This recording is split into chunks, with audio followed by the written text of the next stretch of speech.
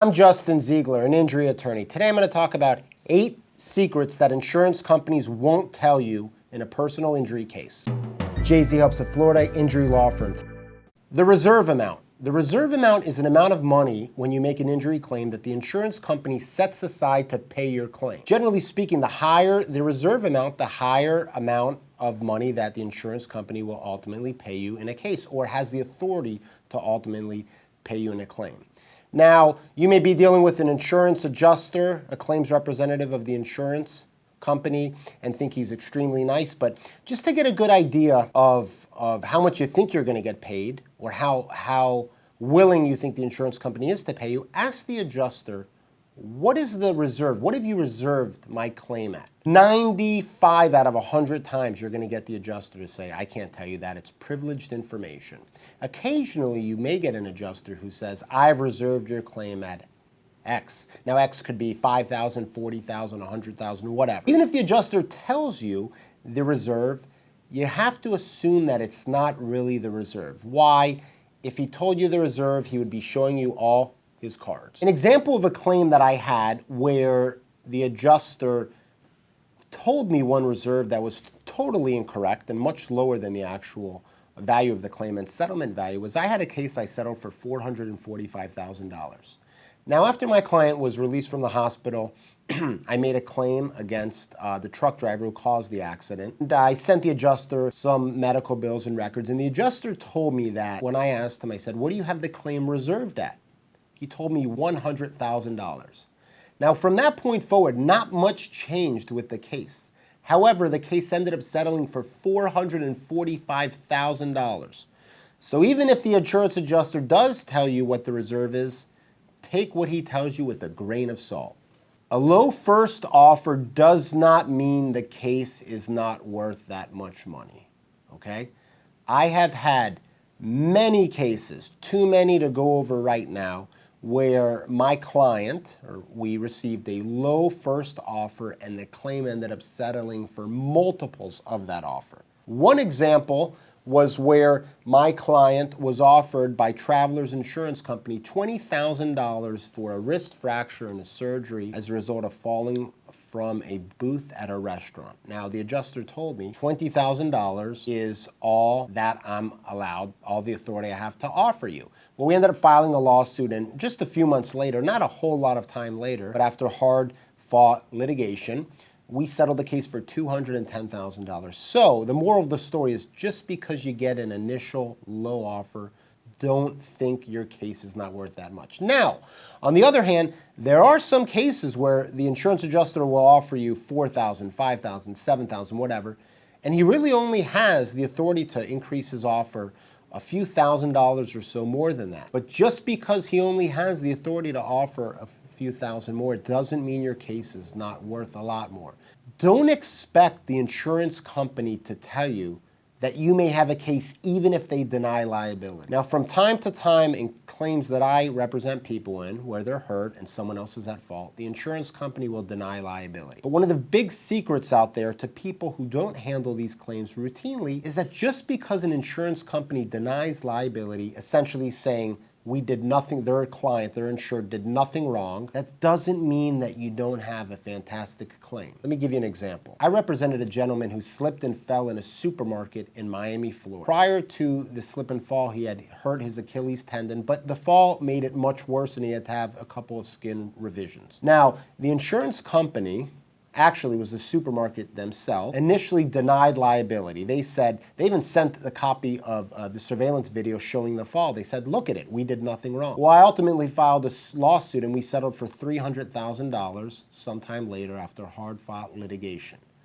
But the point of the story is, just because an insurance company denies liability and says our client or our insured did nothing wrong, it doesn't mean you don't have a fantastic claim.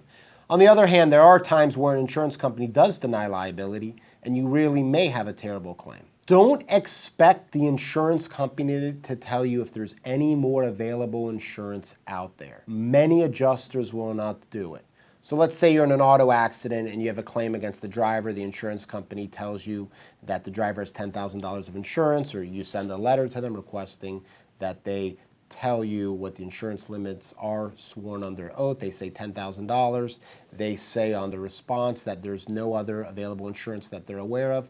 They're not always right. Sometimes the adjuster does not take the time to ask his insured, the person who caused your accident, sir, mister, do you have any other umbrella insurance that would apply for this accident that covers you above the bodily injury liability? Or were you working for an employer at the time of the accident? That insurance may kick in. Or were you driving a car for Uber or Lyft? Or were you volunteering? Or do you live with a resident relative whose insurance may cover you for this accident? Bottom line is insurance adjusters are loaded up with claims. They may not take the time to research and speak with their insured and really find out if there's additional insurance that applies to the claim. You need to do the work. You need to investigate it. You need to send the proper letters, and you need to demand that they give you an answer. Don't expect them to do the work for you. Don't expect the insurance company to tell you that suing their insured will get you a higher offer. They're just not going to do it. Now, occasionally an adjuster will say, hey, if you want to get more money, you have to sue us, meaning their client. However, overall, don't expect them to tell you this. Now, I heard years ago that one particular insurance company, when a lawsuit is filed against them, they double their settlement reserves, their reserves to pay the claim. One of the reasons that suing them may get a higher offer is because a lot of insurance companies have to then hire outside attorneys to defend the case. They have to pay them hourly fees, which can really add up very quickly. Also, when you file a lawsuit, the insurance company may switch the adjuster. The new adjuster may have more settlement authority, money, to pay your claim. One of the best kept secrets in the insurance business is do not expect the insurance adjuster to tell you that you do not have to give a recorded statement. In many cases, you do not have to give a recorded statement. There are some cases where you do have to give a recorded statement. For example, if you're making a claim against your own auto insurer, there's a very high probability that you have to give a recorded statement. But generally, if you're injured on someone else's premises, you never have to give a recorded statement. If you're making a claim against a driver, someone who was careless, or an owner of a vehicle who caused your injury, you generally never have to give a recorded statement.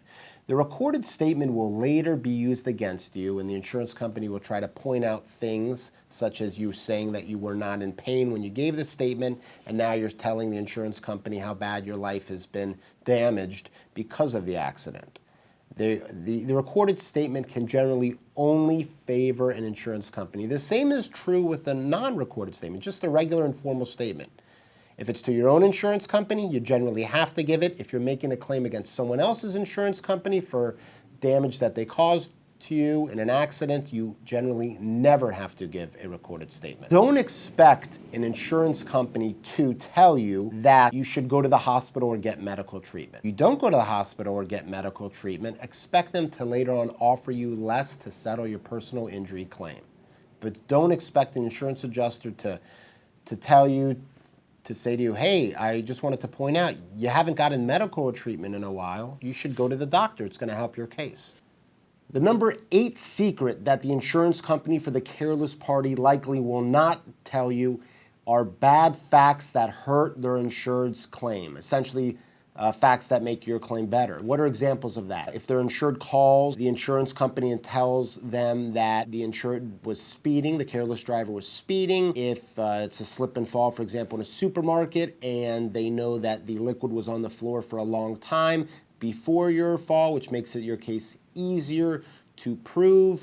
If the insured was on a cell phone at the time of the crash, and many, many, many more bad facts that can hurt the other side's claim. So do not expect the insurance company to tell you bad facts for them. I have had cases where the insurance adjuster has told me bad facts that hurt the other side's claim or defenses against your claim, such as I had a client who was injured when shower glass broke and sliced him. The insurance adjuster told me, she says, in that same hotel, they have had past instances of glass breaking. She said they didn't happen in the shower, but they happened in other areas in the bathroom. Now that helped my claim because it allowed me to show that the hotel was on notice, or arguably was on notice, that there was a problem with the glass. And I've had many other cases where the insurance adjuster has shared with me bad facts that make it easier for us to prove liability that their insured was negligent, although it's the exception to the rule and it rarely happens. I hope you got a lot out of these secrets that insurance companies likely will not tell you in an accident case. My name is Justin Ziegler. My office is in Miami. I serve the entire state of Florida. I represent people who are injured in an accident where someone else is at fault.